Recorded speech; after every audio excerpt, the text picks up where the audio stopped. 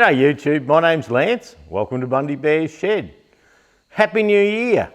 Well, 2022, it wasn't a very flash year for a lot of people, us included, but yeah, look, we're rolling into 2023 with new eyes and optimism, and let's hope it's a good one. We'll just see how we go. 2022 was, well, it was a bit of a dicky year. The good thing was, we went down to the Fergie muster down at Brendamere and said g'day to everyone, and had a great trip there. Stayed at Leslie Dam on the way home. Got home, young Friar was born, and yeah, then the shit hit the fan big time. Yeah, 5 days later she was down in Brisbane for heart surgery after a undiagnosed problem in town here. So got flown down in emergency, and then weeks and weeks down there, and then yeah, she finally got home, and yeah, going okay. And yeah, then my sister got cancer and passed away, and oh look, yeah, we could certainly have had a better year, but let's just hope it's a better one. Oh, Mum had to have a pacemaker put in, keep her heart rhythm going, so she had surgery as well. So between young Friar and Mum and all the goings on, and yeah, my sister getting crook, it was a pretty shit year all round. But anyway, we're still here to tell the tale, and yeah, look, we'll just roll into 2023 on a positive note, and yeah, let's make the most of it anyway, see how we go. The weather report, it's hot. It's 30 degrees, 19 to 30, 76% humidity, and which is a little bit muggy, but it's not too bad. For the morning, there's no breeze yet, where most days as the day goes on we get a beautiful breeze in Bundy Bear's Shed here. So yeah, I'm certainly hoping that the breeze rolls in a bit later. We had a very busy Christmas break. Yeah, I had this list a mile long of stuff I wanted to get done, and look, it just didn't happen. Young Freya, granddaughter, ended up back in hospital, and it was a bit disappointing for her mum and dad, like my young bloke. They had great plans for Freya's first Christmas at home, but she ended up in hospital for 6 days. And look, it wasn't that serious. It was just that she had to have a feeding tube, and there's a Rhinovirus, they call it. And I mean, she went to daycare because her mum's back at work now, and only 3 days a week, but she's been to daycare 3 times. For very first visit, she got gastro from daycare, and second time, I can't think what happened second time, but third time she picked up this rhinovirus. So, and yeah, Ali, Freya's mum, she was saying, like at the daycare centre, she's there talking to the attendant, and one kid pulls the thing out of her mouth and gives it to Freya, so Freya grabs it and puts it straight in her mouth, and they didn't stop it. So anyway, she's a bit peed off about that. But and of course the young bloke, he ended up getting it, so he wasn't allowed to go to work, and because he's a disability carer, so you don't want to go sharing that stuff. And so he had to have like a week off work. Then he'd booked holidays because he's got his kids from his first marriage. They were coming over the Christmas break, they had week on, week off, and so he had holidays to spend time with them, but he ended up, we had the kids a bit, and he ended up the hospital with young Freya. So Ali could still go to work a few days, but I think she ended up with it in the end. But young bloke reckons he never had a sore throat like it. He reckons, yeah, like it lasted for a couple of weeks, and nearly a fortnight, and yeah, he reckons just unreal. But young Freya got it, of course, and so with young Freya having it, she didn't want to eat. So she had to go up to the hospital because, yeah, whenever she ate or drank, she didn't want to eat, and so she was dehydrating. So they had to put the tube in, and through the day, they spent 24 hours up there, but through the day she wouldn't eat or drink or do anything she was supposed to, and over night time they had the drip there, and yeah, they fed the drip in so she didn't dehydrate.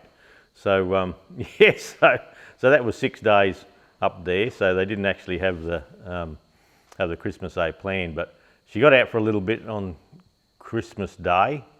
Yeah, come over a little bit Christmas Day. Got a little bit of day leave, so yeah, it just didn't quite work out. I just had to stop and restart again. The boss come up. She said earlier, she says, "Oh, I'm going to come up and wash my car later on." I said, "Oh, well, yeah, I'll do the stew and all that." And she said, "Yeah, no worries." So just comes rolling in. "You finished filming?" I was, "Oh, no, I only just got here." And but anyway, so I had to stop and start and bug around. So she's taking the car up the front to wash it now because we have a pressure pump in the corner there and it just buzzes away. So yeah, so she'll have to go up there. But yeah, so young Freya, she ended up getting home last week, and yeah, seems to be doing okay, but it looked pretty bad. Yeah, I took a photo over on a little Fergie, on a little pedal tractor that we had for Arrow, and she got the tube on the face and all that, and it looked real serious. But look, it wasn't really. It was just a way of dehydrating her and feeding her because she had a sore throat and she wouldn't swallow. Anytime she tried to swallow, obviously it gave her a bit of pain, and being a little kid, she thought, well, if that hurts, I won't do it. So anyway, so yeah, we had a good Christmas. We did a bit of child minding and tidied up around the place. I think we had 3 days over the whole thing where we haven't had visitors. So you can imagine how much I've got done. Absolutely, oh well, not much anyway. I've got the hub pulled apart on the 1640. I've filmed that. I've got most of the parts washed up here. A little seal installer tool here for filming. Now that's today. Today's the last day before I have to go back to work tomorrow. And yeah, just, oh, it's been good spending time with family and friends, but as for getting stuff done, well, yeah, it didn't happen. I do have to hop on the mower this afternoon. The orchard, oh, the grass is probably 8 inches high, so I'll have to get onto that because next weekend, with this humidity, next weekend it'll be just hard work for the mower, so I'll have to sort that out. So, but yeah, I've got everything from Sparex for the front hub. So today I'm going to try and do that. I had a visit yesterday from Bruce Witham. Now, those who are on in the Facebook page, YouTube Machinists and Australian Hobby Machinists and things like that, you'll all know Bruce. And Bruce and his Mrs. Buttier, she's come up here. They shut his workshop. He got hit by he was riding his motorbike and got hit by a car and smashed his leg, and so they've shut the workshop down in Perth, and they have a villa in a retirement village now. And yeah, he thought, well, they'd come for a lap, so he's come up the coast visiting like Emma and Blair and fellas like that are quite common names in our little group sort of thing. And I'm sort of not so full on into the group because they're big into machining and that, and I'm sort of more in the tractors with a bit of machining where they're all machining. So, but yeah, it was good to see Bruce yesterday, and yeah, he come and had a look through Bundy Bear's shed, and he said, "Oh, it must be time for a beer, Lance." I thought, "Oh, okay then." And so we sat up the pool room there, and yeah, well, we sat there for 2 or 3 hours just having a yarn and drinking a few beers, and yeah, it was good to catch up and yeah, listen to a few of the yarns and have a chat. So yeah, he rang yesterday evening and he says, the Sabo, he said, "Do you want to go out for dinner? We'll have a dinner before he shoots through again." So they're doing the tourist thing today, having a look at the rum distillery, and not sure what else they're getting up to, but this evening Judy and I are going to go and pick them up, and yeah, we'll either go to the Brothers Club or the Sugarland Tavern or somewhere. We'll go and have a meal and a yarn before he heads west, or heads bush again. So he was only coming to Brisbane and he only come up to Bundy to see us. So yeah, so he's staying in Bundy for a few days. I said, "Oh, look, there's just plenty to do here to have a look." So so yeah, they're doing the touristy thing today. So, well, doing something. I don't know. He was thinking of going to Agnes Water and jumping on the Lark, which is an old army duck sort of thing, and going up to Busted Head Lighthouse for a look. That's if it's not booked out this time of year. But being the last day of the holidays, there's a fair chance that it may not be booked out because a lot of people are packing up heading home. So who knows, we'll just see. And then he's heading home west, going through Mergen, Gameri, going the country road, staying off the highway to meet up with another mate of his, sort of between Ipswich and Logan, he said. So I got a little bit of sweat happening there already. That'll get the bloody beer out of me. I've been losing a few kilos, and I've done well. I've lost about 12 kilos in general. But yeah, I think when I jump on the scales after the Christmas New Year's break, I think I'll have to let the belt out of the loop. But look, I've been pretty good. Didn't even have a beer Christmas Day. We had friends come up to stay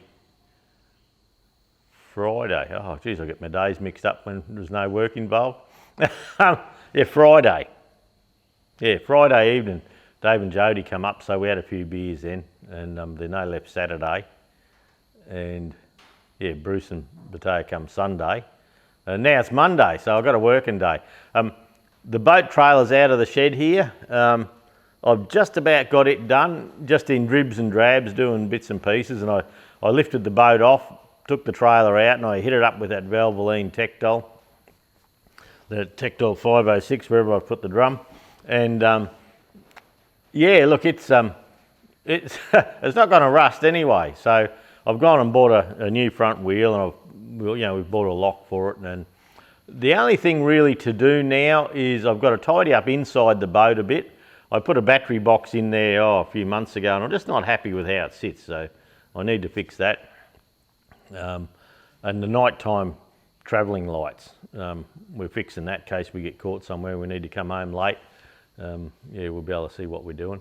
And the brackets for the spare wheels. Now, I was going to use the 13-inch spare wheels as a spare and open them up to fit the big heavy-duty hubs, with the parallel forward bearings. But I've decided I'm just going to go and buy 2 new 14-inch rims with the tyres. They're about $200 each, the ones I have on it. And I think I'll just buy 2 of them, and we'll fabricate a bracket to clamp on to the pull. And I've also, on the boat trailer, it's got one 75mm beam going up the front, and where I extended it and strengthened it, I've run a piece of 5mm all the way back to the main frame, and with 3/4 inch spacers along the way, so we can still use our 75mm U-bolts. So I've really only got to make a spare wheel, 2 spare wheel carriers, one each side, and I'm going to set them up so they can sort of deflect rocks away from the boat a little bit. That's about it for the boat, and that'll be out of my hair and ready for touring. Probably in a couple of months we're going to hook the boat up, and we're going to try and have a week off, Judy and myself, and just have a break, because even though we haven't been at work, well, that's not true. Wednesday, Thursday, Friday last week, Queensland Tractor Spares was open. Wednesday, I went for a drive with my mate Paul, and I've got a new toy over here. So we went and picked that up. Then, unbeknownst to me, the computer's buggered up at work in the afternoon while we were away. So Thursday morning, I was in the shop getting the computers going again, and I don't know what happened, just halfway through the day, the point of sale system and the FBOS machine and all closed down, and they weren't talking to the other computers. So I rang the computer people that are on call sort of thing, and they said, oh, try this and that. And I said, look, I've done that. I've turned it off. I've changed stuff. I've checked our IP addresses and all that sort of stuff. I'd spent a few hours on it before they were out of bed. I was in there about 5 o'clock in the morning, trying to get it going before the staff started at 7. And I didn't quite get there. And then anyway, they rang back and said, oh, you're having trouble? And we said, yeah, well, the day before, Jude sent everyone home at lunchtime because we couldn't trade, and they'd got their posting done. So the deal with the staff was everyone start at 7. When the job's done for the day, we'll all go home. So so they got full day's pay, but they probably only worked 5 or 6 hours for the day, something like that. But anyway, I was buggering around with it, and the fella rings up and he says, oh, your thing down, try this, that. And I said, yeah, I've done that. And he said, oh, well, the bloke that looks after your account, he's away, he's on holidays. He said, I'll talk to this other bloke and he'll call you back within the next 24 hours. and this is in Bundaberg, like a local company in Bundaberg, and I said, what? You got to do better than that. I said, you know, we sent the staff home yesterday, early. I said, we can't trade today, unless someone's got cash money, we can't take it off anyone. The FPOS doesn't work, the network doesn't work. We sort of need better than that. And he says, oh, so you're unable to trade without an FPOS machine and a point of sale thing? And I said, well, yeah, how do we take money off people? Like, would have been good to just have a docker book, wouldn't it? But anyway, you're not allowed to have docker books. And I thought, oh, this is bullshit. So anyway, I started pulling things apart, and under the counter, we've got 109 outlets in the business for computer and data stuff. No, 9 under the counter, but they're 109, 1010 and all that, so we can tell which area they're in. And I buggered around, the printers wouldn't work, and I thought, oh, well, I've got to sort this out myself. So it turns out we had a faulty cable, like a network cable that we'd had there for 4 years or something or other, was faulty, and I bypassed the cable and bridged this PO device, power over Ethernet device, and I bridged that and got a long lead, a test lead, and I was running tests.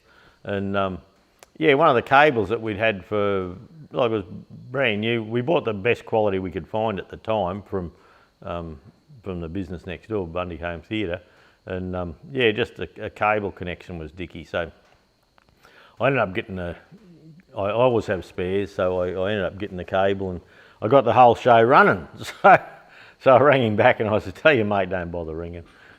Oh, that's interesting. What did you find? So I said, oh, we just had a faulty cable. Oh, that makes sense. Anyway, they knew once we knew. And, so yeah, that happened. Then Friday I got the front hub of the tractor apart and filmed taking it apart, but then I had to make a tool and muck around, so it was just a busy time. So back to work tomorrow. Jude's not going back to work tomorrow because school holidays and parents have to go to work. Jude's on grandma childminding duties. So she won't be at work until then, and then yeah, just how it works. So busy at the moment. So I haven't got anything done apart from pull that hub apart, and I'm going to get that together today and filmed. I've got nothing else on the books for today. I'm not going out for dinner with Bruce and them till 6 o'clock this evening. So, and there's no visitors coming that I'm aware of. So, oh, yeah, my mate Paulie, that little Austin, he's got that we were working on ages ago. We put an electric fuel pump on that. So we had that on the hoist, got the boat out, put that in, and I helped Paul do all that and wired it up and got that going for him. So the little Austin's a goer. So yeah, there was another day. So, so anyway, we'll get by. I've filmed a CRC. The rep gave me some of this new CRC Vaporust spray gel, and on one of the final drive setting tools that I got from Ivor, I'd had it sat down on the floor here, and it was just with some other stuff, but unbeknownst to me, I'd sprayed it with water when I was doing the cleanup, and I hadn't noticed, and it ended up with quite a bit of surface rust on the top here. So I thought I'd put that to the test. I have filmed that. I'll pop it in the stew. I have filmed cleaning that up. It said leave it for 2 hours, but it was like when I bought it off Ivor and he sent it up, it had been sitting then and it had a little bit of surface rust on it. So it's probably had that for years, but I made it worse. And so I did a test with the Vaporust spray on gel. It says 2 hours. I had to do it twice to get it off, and then just scrub it with a little cheapo brush just to loosen it up. And so that works well. And I've got a bit of, I think it's CRC 336 on it now. So 336 is it's a more long-term spray. It's like a penetrant, or like your 556, which is a dewatering thing, or another brand like a WD-40 type thing, but this one doesn't evaporate in the air, it stays on better. And I noticed Adam Booth, A-Bomb, he's sponsored by CRC as well, and when he cleans all his machines down, he uses the 336 there. So, so it seems like it's a right tool for the job. So I've cleaned that up. So now that'll get wrapped in an oily rag and put it up round on the shelving. So when we come to doing the 65 final drives, we'll be away. Not a thing on the 65. I'm getting private messages. When are you going to do that? You know, people getting the shits with me. But anyway, I just got to live life and make the most of it. But look, that's for the Christmas break. Yeah. Well, we had the 4 days at Christmas, 1 day on the road, 1 day, the rest of the days in the shop. Then Friday, I stayed home to try and get this, get this hub apart and do some filming for the whole break. So, yeah. Anyway, pretty unorganised here sometimes. But I'm glad to have the boat out of the way with only one job to do on it. That did take up a bit of time last month, getting that organised, and Jude and I are pretty keen to get going on, perhaps once a fortnight or once a month, or we'll just see. We got to pick weekends when the kids aren't at the young bloke's place, because then we have family get-togethers and things like that. And I want to take young Arrow, the young bloke, fishing.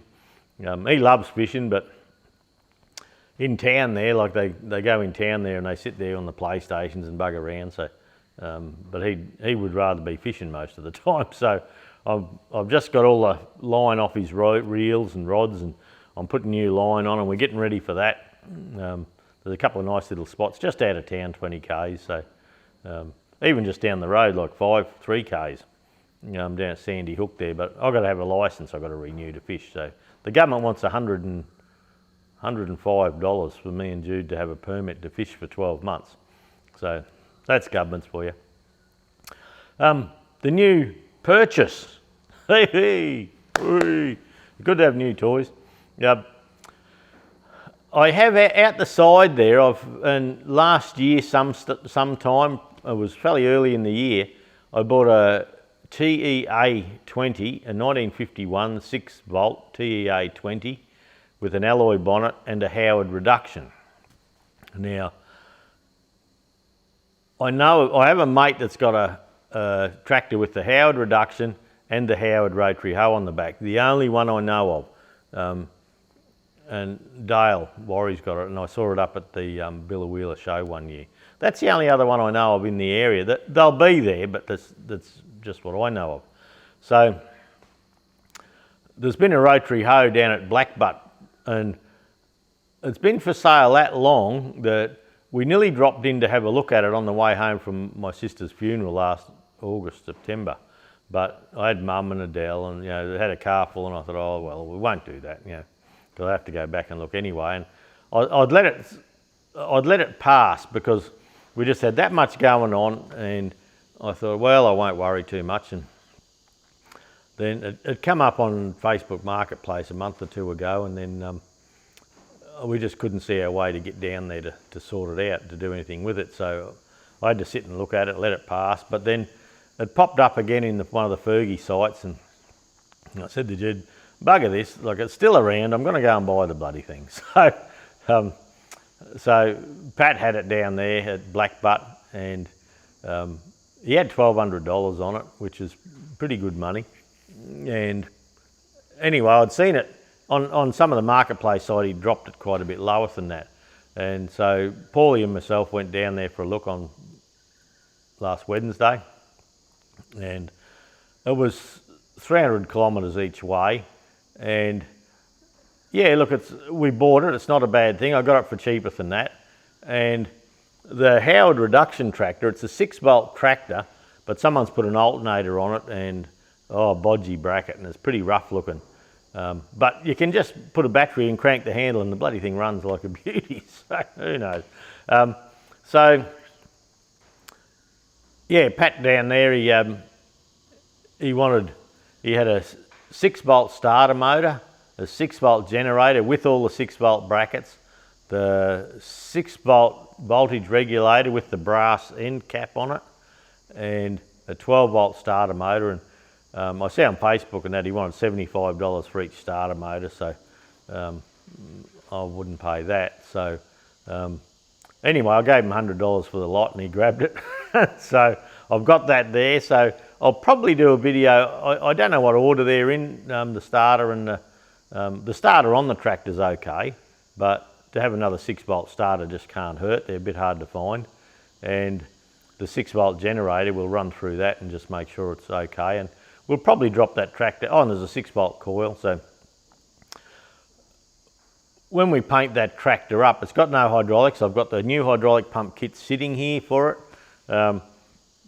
When we get to that, yeah, I'll probably buy a 6-volt battery and just have it, just run it as a 6-volt tractor just because I can. Yeah, it's not going to do any work. It's just going to be a little show pony. So anyway, this Howard rotary hoe to bolt on the back of the tractor, we went and bought it home here. There's a couple of bits missing, but all in all, it's fairly good. Yeah, look, we might just go handheld for a bit, and yeah, I'll take it for a bit of a walk around and show you what it looks like. Well, there you go. So there's the rotary hoe. Now, the panel work is pretty good considering the age. Like, I imagine it would have been in the 50s. Well, if the Howard reduction tractor was 51, so I imagine it's there somewhere. There is a little bit of rust pitting there, but look, that's not too much to worry about. It's had a couple of funny welds down here, but well, I do have a parts book for these Howard rotary hoes, and I have the instruction for fitting the Howard reduction box, and they actually had a wheel that pivoted a little bit, you know, that turned. Yeah, this is a fixed wheel one, and the other ones on the Friends of Ferguson Facebook page, I put a photo of this, and yeah, there's another couple there people own, and they're the same. Now, the seal inside here, that's a mechanical seal, that's leaking. The main seal on the front here is leaking. Now, there's a bit of an issue here. You can see the 4 bolt holes where it bolts to the back of the tractor, but you can see at some stage in through the back there, this flange is broken at some stage. So what they've done, they've put a bit of 1/4-inch bar all the way around, and they've welded something on the bottom here, and then they picked up drawbar bolts to come out through here and hold it on there. So that's all coming off it. We're not going to worry about that. We're going to set it up to as it was originally. There's no real need to have any stress on this part really. The teeth inside there look good, like they've got a nice sharp edge for driving, and then the overrun there, it's okay. And when we pull the lever,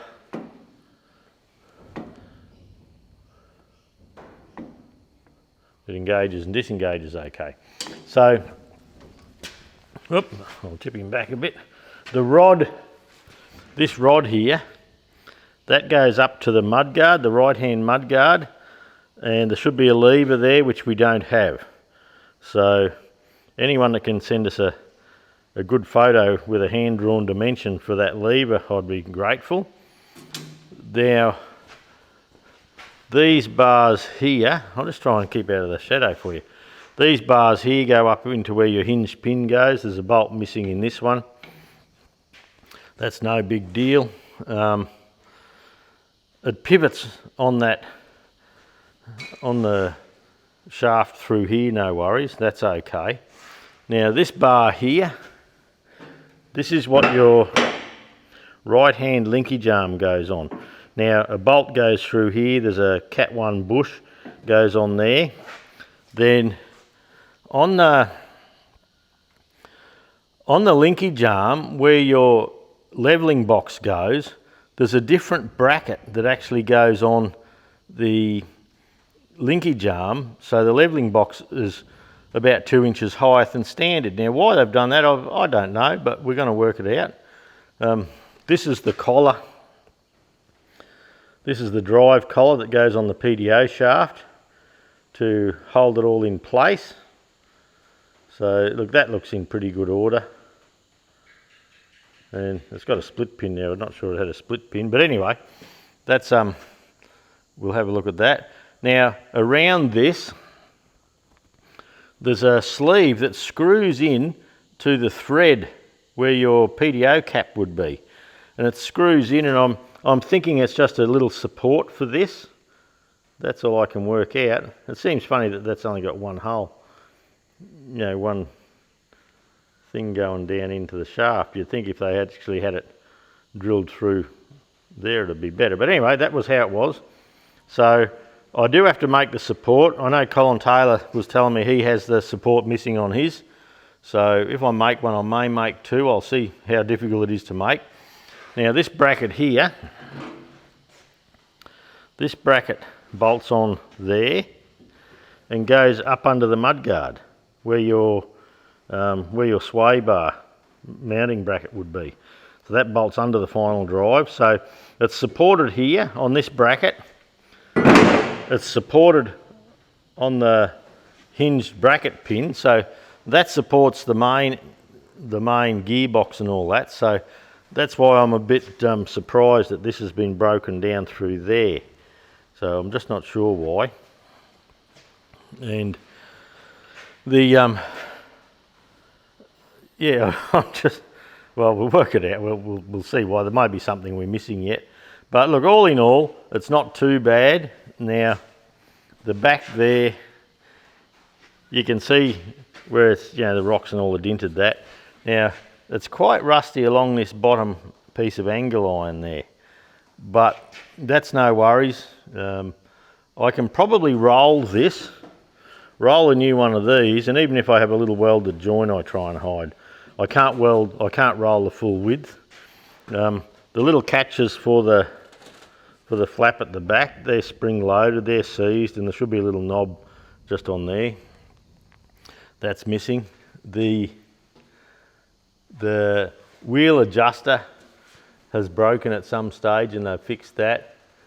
But having a parts book, I can refabricate a lot of that stuff. And yeah, it has a rubber tied wheel. I thought it would have had a steel wheel, but anyway, the rubber tied wheel's good. Now this Rotary Hoe blade here, that's a Bearco blade that we sell at work, and it's half inch hole, and that is a B4002. And when I sat that blade down in, I'm not sure I can get it where you can see it. Those blades for the 60-inch hoe, no, you can't see it really. The blades for the 60-inch hoe, they actually fit this hoe. So the blades are pretty good, but I don't have the cutters that on the edge of the rotor here.